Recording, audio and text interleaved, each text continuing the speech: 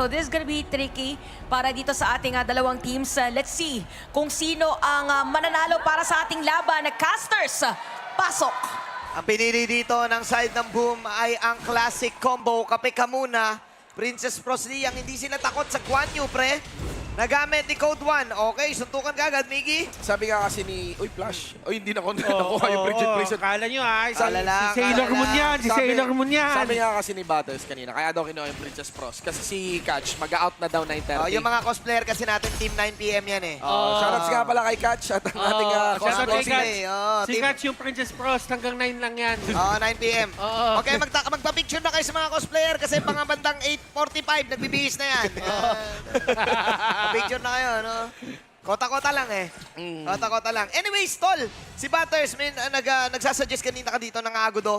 Bakit nga ba Agudo na pili mo dito, Wetter? Well, technically, maganda talagang Agudo against sa Mai Shiranui. You are negating a lot of damage and at the same time, hindi niya magagamit yung combination niya na pamaypay kasi ang dami talagang possible targets na pwedeng tamaan. But now, kung papansinin natin, in terms of the laning, dito magkakaroon ng onting problema yung side ng Boom, especially Dharma, Guan Yu.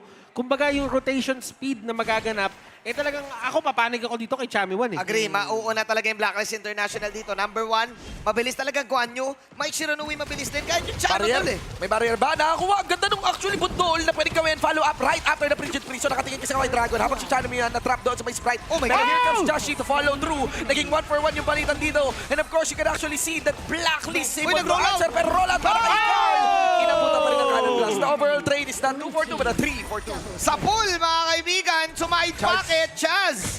Sa kanyang signature Mozzie, isa sa mga underrated tanks of course, na masasabi ko nagbubuhat sa Blacklist International, Okay. Chaz. So unang-una, bakit nga ba puro aksyonan agad dito sa may top? Kung papansinin natin, si Tatsuri, hindi siya nagstay doon sa may mid. Ano nga ba ginagawa ni Tatsuri doon?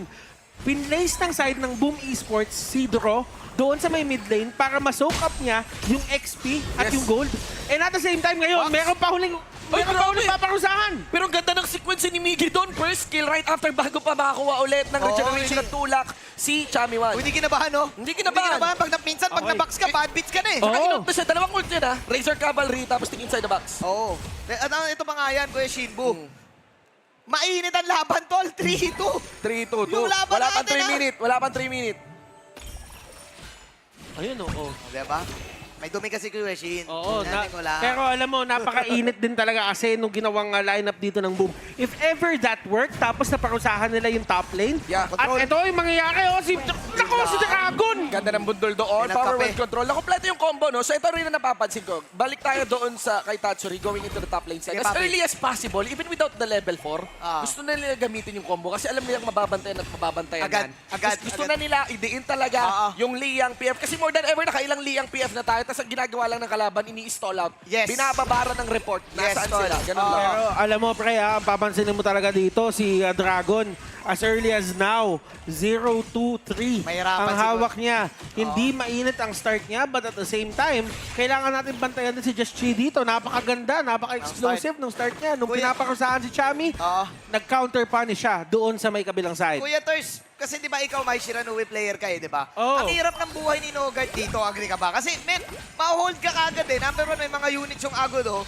Tapos hindi ka rin pwedeng makapwesto eh. Yung Princess Pros, minsan tol, nagchachambahan ka ng pixels nung stun na yun eh, di ba? Technically, in theory, Manjin, yes, mahirap talaga mag-agudo, mag-may sa May. isang agudo. Pero kasi meron isang technique na ginagawa dyan. Kapag ka nakuha mo yung mid lane at nakuha mo yung gubat ng kalaban, doon nagkakaroon ng onting problema na parang nandun ka na sa base, nandun ka na sa jungle ng kalaban, inaabangan mo yung mga dumadaan-daan. Mayroon ka mga ambush play. Oo. Yun na lang yung solusyon. Oo, yun na lang talaga yung banat mo, Actually, tol. ang adjustment mo na lang talaga, ang kinounter lang naman sa'yo, yung harapan. Pero kung nasa likod ka pa rin as Mai, andun pa rin naman yung lethality mo. Yes, yes. Kaya pa rin mapitas itong Liang, kaya pa rin mapitas itong PF na ito. So, technically, no matter what, for Boom Esports, hindi pwede mabigay yung mid lane na yan. Kasi pag nabigay yung mid lane na yan, Ang it opens dangerous. up a lot of avenues for Yeah. Dragon to be effective pa rin sa game na to. Yung brush na yan, left and right, red or blue, nandun nakatago yung mga brush na gustong mapwestuhan ng Mai. 5 minutes into this game, mga tola. Tabla ang ating laro. May kakaibang reset na nangyari dito. May pitas pa rin na nagagawa ang side ng Boom. Hindi pa tayo nakakita nung pangalawang control Winter is here combination. Unang beses pa lang yun. At saka kapag ikaw kasi yung may ganong type ng combo, gusto mo patay eh. Gusto mo hindi masasayang. Yep. Kaya tamang hintay sila dito kay Dragon. Kay Dragon nata nila ibubuhos lahat. Very interesting, no? Tyrant para sa Boom, also a tower para sa Boom, ah. Yeah, and actually, kung papansin mo dito, Carl, even though naparusahan sila ng todo nung early game, siya pa rin ang highest goal dito. Hindi mo talaga matatawaran ang clearing capability Agudo eh. ng isang Agudo. And at the same time ngayon, kung papansinin natin, talaga nakikita mo, Tatsuri still sticking to that mid lane. Napaka-importante niyan. Wala, bawal. Once na makuha yan ng Blacklist International, things will go south. Bawal para ibigay. sa side ng Boom. Ang mission dyan, kahit i-winter, kahit ultihan mo lang yung mid lane. Lagi Basta na na-clear. Laging winter na dyan. Laging may winter na dyan sa mid-sure din. Lalapagan lang ni Tatsuri. Dito naman yung pwesto niya parang pang-follow up lang. Magkaroon naman ng collapse dito. Wow, no? ang ganda ng start ngayon. Ang ganda ng ikot. Sulit yung Agudo eh. Sulit lang yung Agudo. Naya-assure yung Agudo because of the threat ng Dharma anytime. Tapos pag nakataya na yung Agudo sa Torre, shred na. Oo, men. Kakaiba yung ginagawa ng Blacklist dito. Hindi sila pumipilit ang laban. Hindi rin sila pumipilit dito ng pick-off. It's more about mababal yung Blacklist International na dapat sila yung nadidikta. Inikutan nila yung top lane, Kuya Butters. Gano'ng kaganda yun? Well, nagigit sila na si Chami 1 ay laging nakastick doon sa lane na yon. And Chami, kanina pa natin siya nakikita na lahat ng pressure nasa kanya. Dumarating sa point na hindi natin nakakamdaman si Chami doon sa mga kabilang pwesto sa mapa. Hindi rin siya makagalaw eh, And no? yun yung problema para sa dito side ng Blacklist International kasi somewhat ang strength nga ni Chami, yung mga pa-plank-plank play niya. Oo, no? Hindi nagpapaplank ngayon yung Boom Esports. Alam nila, basado, gets nila. Teka lang, ganito mga rotation kasi dito iikot yan eh. Ilang beses na natin napanood yung Guan Yu. Kanina medyo nabaliw tayo lahat doon sa pati. Kasi hindi natin expect yung mga flashy... all-in, second three, yeah. Itong Guan Yu, ilang beses na nakalaban eh. Na nakita. Feeling ko kahit nakasprint, kabisado na nila. Actually, kaya napapasok. ang mga successful dito yung mga least pick na choices like Yao o kaya yan, Pati kanina, no? So far nagre-reward yung mga bagong pabaon dito sa laro natin. Actually, bago mag-head-to-head itong laban natin, gusto ko lang sabihin, Blacklist pa rin na may pinakamataas na hero pula. Pa rin, Nung regular oo. season. Number 1 sila with 59 heroes Uy. pick, no? Oh, dami nila pinili. Napansin ko lang na napakayaman pala dito ni napakayaman dito ni Agudo. Naka-Spark Forge, naka-Doomsday. Ay, sakit niyan. Ang sakit niyan. Ano? Kaso ang problema, yung Arlie din, naka-Spark Forge, naka-Doomsday din. Nako, si Ito yung Justin. tinatawag na yung in-on-hit mo pa. on hit Walang pa. overpack. Walang overpack dito eh. Malakas. Sa laro eh, walang overpack Ang eh. tawag dyan, malakas ang on-hit. Oo. Gusto ko sa'yo. Malakas ang on-hit. Hirap na, di kakayanin ng tawas yun. Yapi. And of course, speaking of on-hit and the shreds na available on that one, it is actually mainly a counter for Josh T, no? But that is actually wise for Josh T to start countering back by reducing the attack speed, with the ominous premonition. Yes.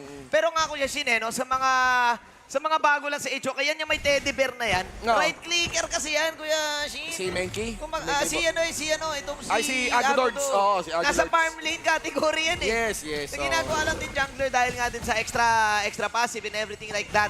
So gamit na gamit ngayon ng Boom, You meaning know. may Tignan mo damage si out to the Boom. Tatsuri. Ganun lang, Si Tatsuri. trabaho lang. Diba? Winter. Hindi makaalis, pre. Wala na yun. na. Winter lang sa mid. Ganun na. Check mo na yung mid. Wala nang makakapush doon. Basta lagi ng winter ang mid lane Mid lane dito. yan, oh. Lagi ng snow.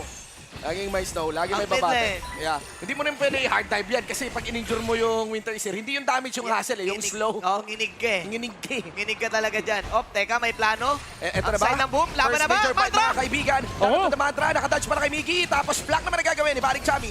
Full connection para dito kay Tatsuri. Chami! Una naman sila patumba would be a Miggy. Now on to Carl, 2 members ng Boom Blacklist. At doon na nga, maubo sa Boom Esports! Na nakuha ng Blacklist yung opening na hinahanap nila. Finally! Tatsuri trabaho pa rin. Bantay sa mahimid kaso hindi niya na madedefend to. This is an avenue for Blacklist International. The waves will open. The map will open. The Mai is now activated. Sabi ng Blacklist International, teka lang ha, dinadaan nyo kami sa makruan. Paano kung 5v5 Royal Yun na nga Rumble eh. in the mid lane? Yun na nga eh. Yung ano naman, yung Winter Isir, isa lang yung banat dyan eh. Yeah. At kung nakikita mo naman dito, that was a disastrous play para sa side ng Boom. Blacklist International realizing na hindi ready yung kalaban nila, they went in for the engage. Si Chame dito, kanina pa nag-iinit yan, humanap ng laban. Ngayon lang sila nag-group up din talaga. Oo, kanina yung pa Blacklist. gustong kumambyo, Oo, pare. Kaya hindi talaga itong balasado ng boom. Ano yung itsura ng 5v5v5? Pero may gusto lang sabihin, man, ang binoto ng paano natin Blacklist.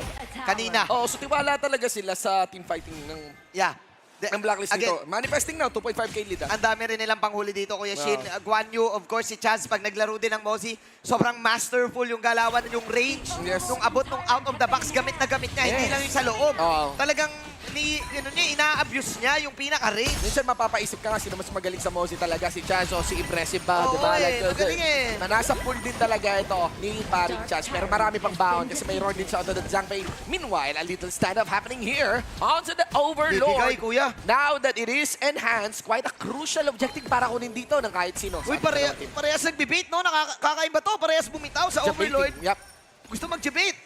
Pero yung bait na ginagawa doon ng mga members sa side ng Blacklist, it was actually just to distract na pumupunta na doon sa Tyrant yung mga Oo. ibang members nila Yeah. at tinitake down na yung Tyrant for the extra damage and extra They buff. have to be very, very careful. Right now, on top of the Stone of Sorcery at yung napakasip na Insatiable Tomb, Sabad Strat is also in the hands of Dragon and Sakit. Magic Resistance Wala are pa. not present onto the arsenals of Boom, ha? Ito yung sinasabi, ito yung pinag-uusapan namin kahapon ni Stronger dun sa may panel na kapag katapos ng Insatiable Tomb, kukuha ka na ng Stone of Sorcery tapos idediretso mo na Ay, ng Saban's Wrath. Icha-chapsuy mo yung Oo. sorcery pala. Oo, kasi ang kailangan mo lang doon yung pagsabog 200. na effect. Yung 200. Pero kasi kapag yung Insatiable Tomb, sinama mo sa Reverberation, walang damage yun. Walang dami. So ayaw mo na i-reverb yun pala rekta. Ano ka na? Doon ka na lang talaga sa Stone of Sorcery. Sorcery ka na lang, no? And masakit na rin. Magic damage output ay present na para kay Gold, ay kay Dragon.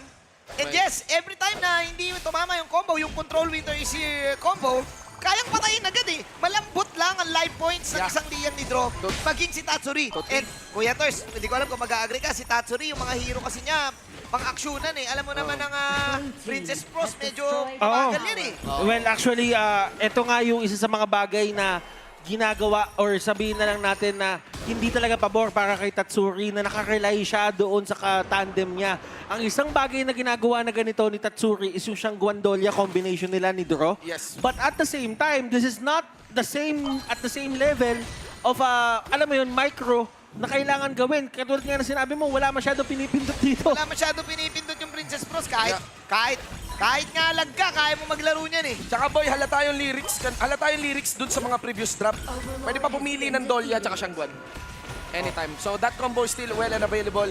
Shadow Overlord, mga kaibigan sa kamay ng Blacklist. Didisiplina ngayon ang Boom Esports. Hindi sila basta-basta lumalabas ng kanilang mga lungga dahil tinatrap sila ngayon dito ng agent sa Blacklist International in control of this game. Gustong-gusto ng Mozi yan? Na Oo, nasa base lang kayo? Gusto niyan kasi syempre pabanat-banat lang. Banat na lang yan. Laser Yes, yan eh. yes. Tingnan mo, kumbaga, si Chame dito, kahit mag-winter man sa Pilipinas, ready siya, lahat ng baluti nasa kanya. Maraming lugar eh, kasi yan yung Luzon. Sa Visayas, Oo. na may natitira pa yun. isang lugar lang naman na pwede magka-winter. Sobrang kakaiba yun, no? Magulat ka na lang pag nagka-winter sa Pilipinas. Talagang magtataka ka na eh. Nasaan na ba ako? Kaya nga si Chame, hindi na siya take down talaga dito ng Princess Pros kasi Wala ready na. siya sa lamig. Yeah. Sanay sa lamig yan si Kuya Eto na. Machami. Samunan na mga kaibigan ng Sprite Leagues. Goes Ito is for the here. stage alongside with the Mama Dragon down to the bottom lane. Patay na Control. si Mickey. May sana pa na pwede gawin. Actually, unang pumasok Oh dito my would be God. the likes of Dragon. Just collapsing onto the Uy, tower galing, score. Danny. Nakapembro kayo ng Boom. Pero unang nahuli pa rin ay ang Lia kasama na rin si Chame. Pinalit nila. Joshi! May pinakagilid. Danny na makakapansin sa kanya. Last hit onto Joshi. Nakapag-depensa dito yung boom. Free-hitting si Danny doon. Oo nga eh. Maganda sana yung naging extra flank ni Chami Wan. Maganda yung defense. Pero handa yung boom. Basag lang ang isang mid lane tower. At ititake ko yun kung ako ang boom, Kuya Tors. Oo, yeah. This is an opening na kailangan bantayan. Nakikita mo naman napakalalim ng pasok ni Just Chi. Yes. Pero with Chami 1 and Dragon being able to help him, nakatakas siya. Pero ang problema naman, in too deep na sila dito. Yes. At si Just Chi din, hindi na din nakatakas doon sa ginagawa ng side ng Boom Nag-green Esports. gauge actually si Just Chi. Siya yung una naka-receive ng Liang combo under a turret. Sulit na sulit siya. Pero with a sleeper of health, one hit na lang. Nabuhay pa siya, nakataas pa siya. Pero yun nga, bumalik. Another team fight, mga kaibigan. Nandito, bumalik. Dragon! Dead set na si Dragon. Nakalusot doon sa Winter is here. Ngayon, Oh, no! may Now momentum the- na pwede gawin ng mga taga-boom dito. Lalo na walang mid lane ng Blacklist. Now the momentum is Chami, back. dito sa kamay ng side ng Boom. May control lang. Dami! Nakita Nakita ng kalbo, nakita ng kalbo. Nakita ng kalbo. Nakita ng kalbo. Kuya Turs, Kuya Shinbu, may control, ultimate si Draw. Look at that, may green dot. Pwede sumabunot to anytime. Pwede niyan sabunutan kahit sino dito sa Blacklist International. Totoo yan. A lot can happen within 25 seconds sa tumba dito si Dragon. They Yes. can take yung mid lane na ito pero hindi talaga ibibigay ng mga members ng side ng Blacklist International. Oy, may isa pa. Lalaban ba? Lalaban? Ayaw ibigay, ayaw ibigay. Ay! Pro players. Pro players. Ayaw ibigay, mga kaibigan. Yapi, Sar. Buti pa ang Christmas bonus binibigay. Yapi. Fake turret naman na yan. Isang daan lang talaga. Sandala lang yan Pang eh. ego na lang yan eh. Pag ginano mo, binanatan mo eh. Pero ito kakaiba, may onting turnaround sa side ng Boom. Remember, the crowd, Howl! the control ultimate. Okay, Nagpumilit Maple si- Dance out. Nagkamali si Danny. Nagpumilit si Danny banatan yung mid lane turret ng kalahati buhay niya. Tatsuri! And with that, Tatsuri! Nahuli si Tatsuri! Hindi mag-engage dito pero ayun lang si Jashi din. Way in too deep. May ultimate pa si Miki na panaging kasabi. Wala Nabalik si nila Danny. kaagad ang abateng Ah, Dan. Jamming Sabi mo Juan, ba? nabawag dito mga kaibigan. Sinutok ng ating dalawa habang may sinakababa ni si Dragon. Double kill na ngayon. Ang mga taga-boobies.